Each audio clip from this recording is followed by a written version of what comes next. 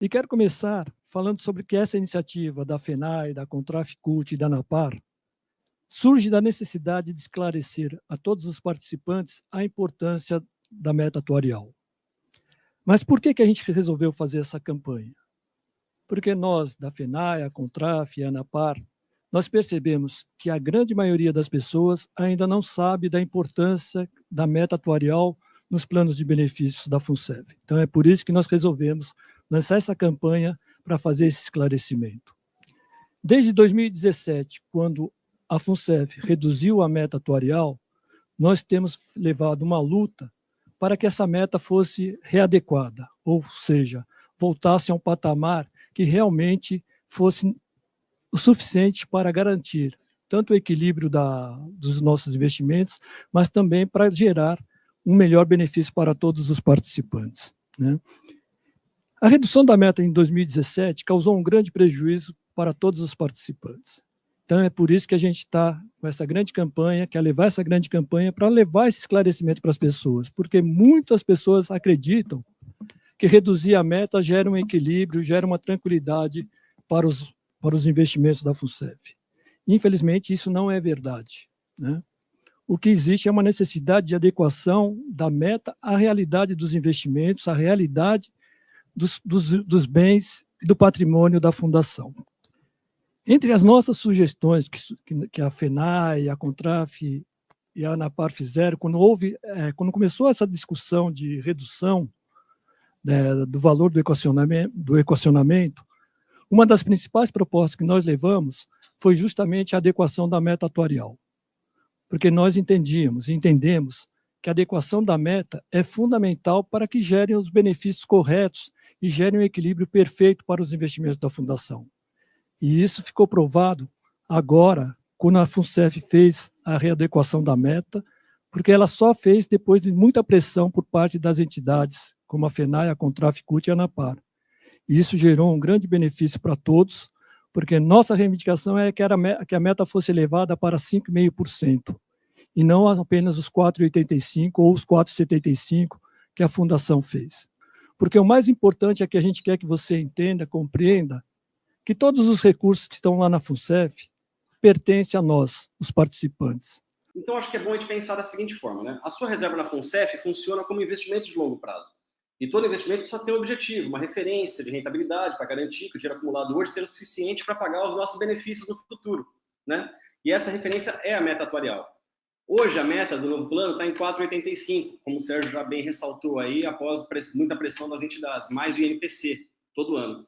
Isso significa que, para manter o equilíbrio dos planos, os investimentos precisam render pelo menos esse percentual, de 4,85 mais o INPC.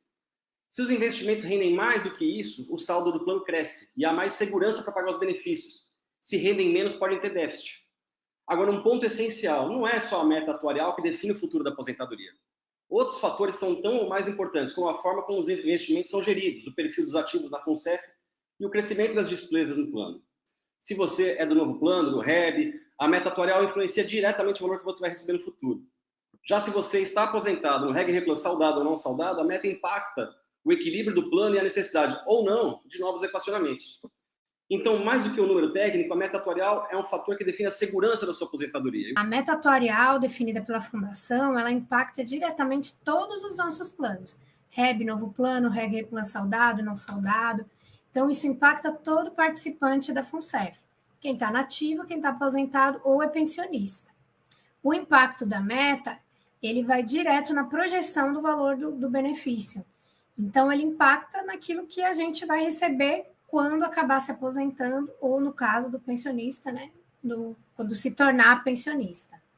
E é por isso que a FENAI, a Contraf e a ANAPAR estão juntas nessa missão, de combater a desinformação e a disseminação de equívocos, como a afirmação de que o aumento pode levar a déficits e contribuições extraordinárias. A meta atuarial, ela é um balizador de o que se precisa, os planos, o que se eu preciso de patrimônio para garantir o pagamento dos benefícios das pessoas ao longo do seu tempo, né? Isso também ajuda, permite que a política de investimento da Fundação se baseie nessa meta para caprichar e trabalhar as suas carteiras, os seus investimentos, para dar garantia e solvência no plano. Então, quando eu reduzo a meta, como aconteceu, já foi falado aqui, foi criado na fundação um déficit que a gente chama déficit a equacionar. A gente chama lá de um cheque especial devedor. Então, toda a rentabilidade que foi dada a esse período, esse cheque especial consome. Então, o que está sendo feito agora, essa pequena alteração, né, isso já permite eu ter uma contabilização da necessidade, deu um impacto direto de quase 2 bilhões no caso da FUNCEF e do REG Replan, que é o impacto direto, vamos dizer assim, para os aposentados e pensionistas. Essa alteração de 4,5 e 4,75 no REG Replan saudado, 4,5 para 4,85 nos demais planos, isso dá um impacto direto na contabilização da fundação, dos planos, isso dá um alívio, né, para quem está lá trabalhando na higienização de carteira, nas nossas políticas de recuperação de crédito, né, tudo aquilo que é feito na fundação, né, isso dá uma tranquilidade e dá garantia, ou quase que a garantia, se não acontecer fatos extraordinários, malucos na economia, de que não terá equacionamento. Nós hoje temos na fundação mais de 30 pessoas com mais de 100 anos recebendo benefício.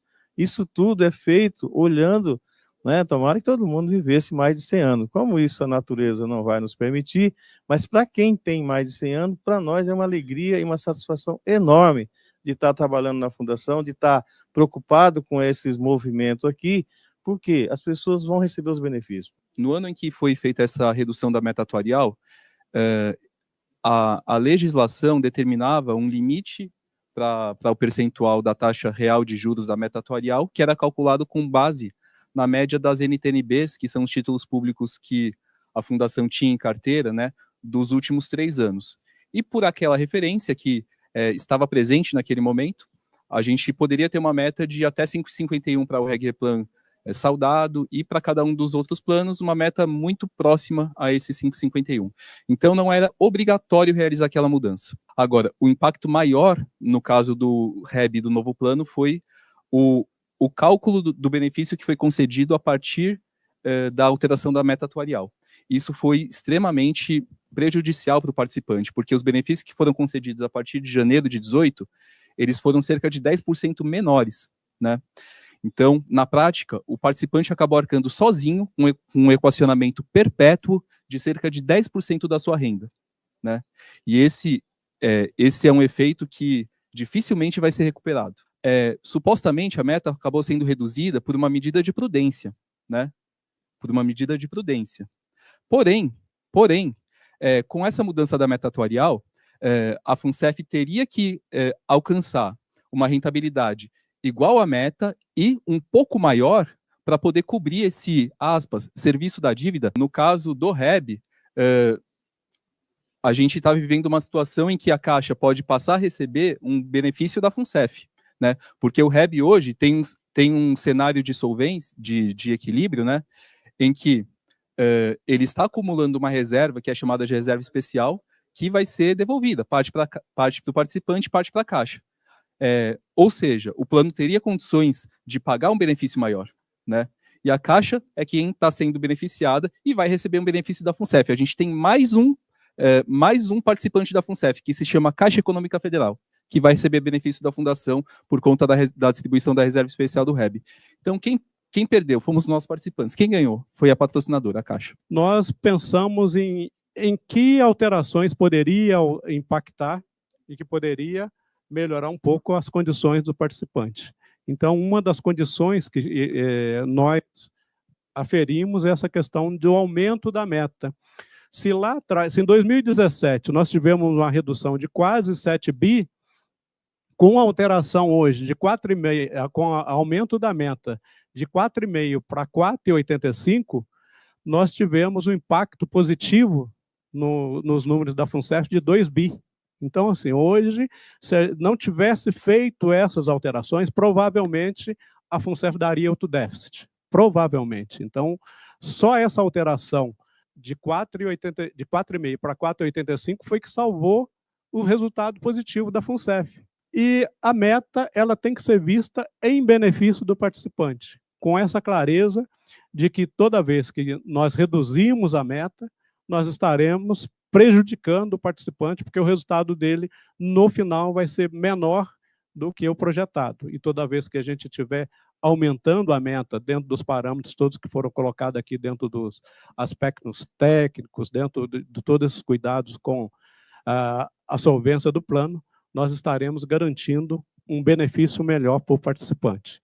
Então, quando a gente estabelece meta atuarial, a gente está definindo, na verdade, o custo desse plano, quanto que ele tem que pagar de benefício. Eu estou dizendo mais ou menos o seguinte, olha, eu vou pagar esse benefício ao longo de 50 anos, mas quanto que eu preciso de ter de dinheiro hoje para arcar isso nos 50 anos que vem?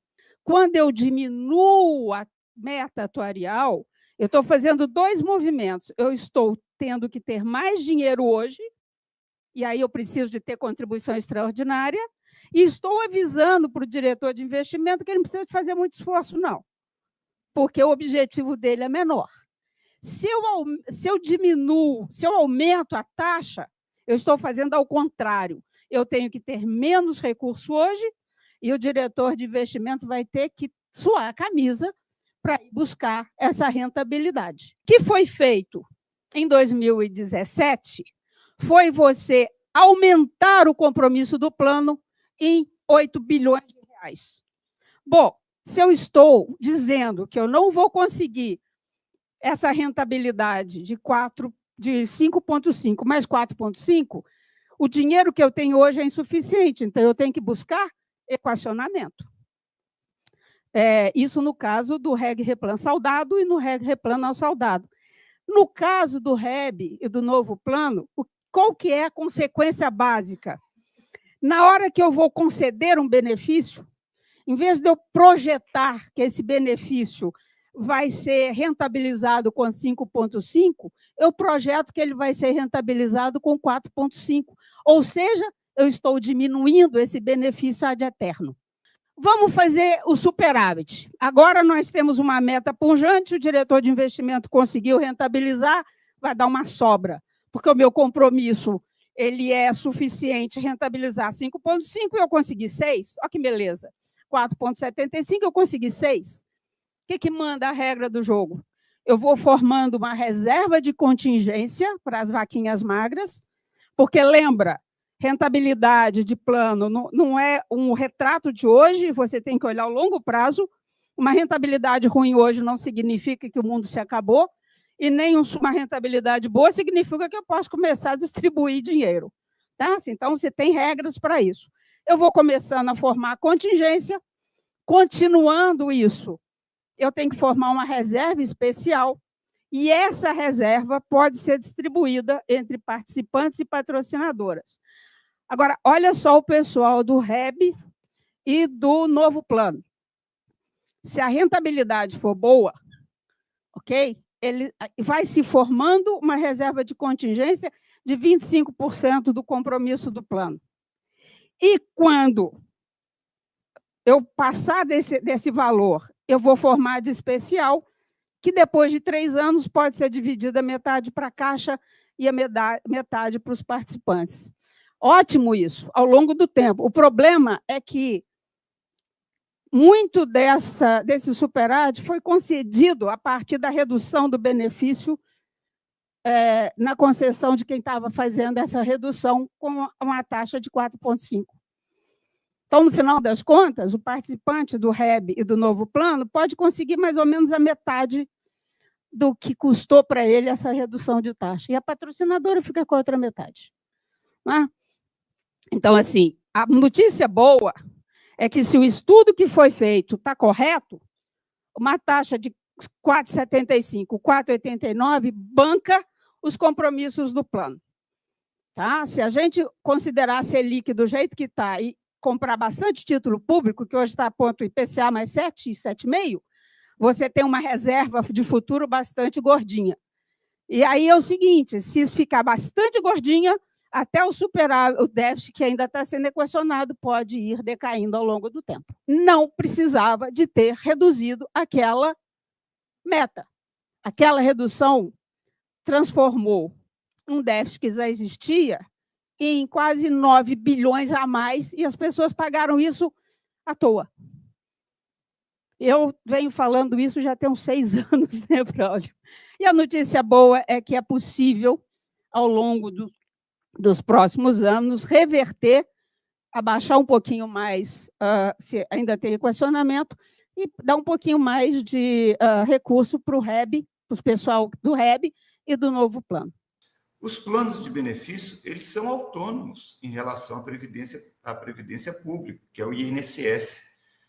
Lá no final do ano passado, de 2024, a FUNCEF implementou uma alteração no regulamento do REG Replan Saudado com uma série de retiradas de direito. E ela estava alegando, na época, que era uma adequação à reforma da Previdência. Eu lembro aqui, gente, que nós tivemos um posicionamento contrário contra essa retirada de direito. Lá em 2019, quando teve a reforma da Previdência, a FUNCEF já teve que se adequar. Naquela época, ela recalculou as premissas e adequou toda a sua reserva matemática. Essa alteração, que foi feita agora no final de 2024, gente, ela alterou para baixo, né, o percentual de pensão por morte, ela diminuiu o pecúlio e ela alterou o FAB, que é o nosso Fundo de Acumulação de Benefício. Uma prova disso, gente, que não era obrigatório, é que a Caixa só fez essa alteração no REG Replan Saudado. Ela não mexeu no novo plano. Mas fica alerta, tá? Não mexeu ainda, mas pode querer mexer. A falta de conhecimento sobre a cultura previdenciária permite que mentiras, que falsidades sejam colocadas e cria um pânico, né, dentro da comunidade que não precisa. Então, é nosso compromisso enquanto sindicatos bancários aqui de fazer essa atividade de lançamento é que a gente vai participar todos os dias, levando a informação adequada, a crítica necessária, o que fizeram no passado. A gente sempre tem que contar um pouco da história para as pessoas entenderem onde a gente está hoje, né? Vamos defender a FUNCEF e vamos esclarecer os colegas para que fake news não aconteçam. E que a gente defende que a FUNCEF que pague cada vez melhor para os beneficiários. Então, acho que é isso.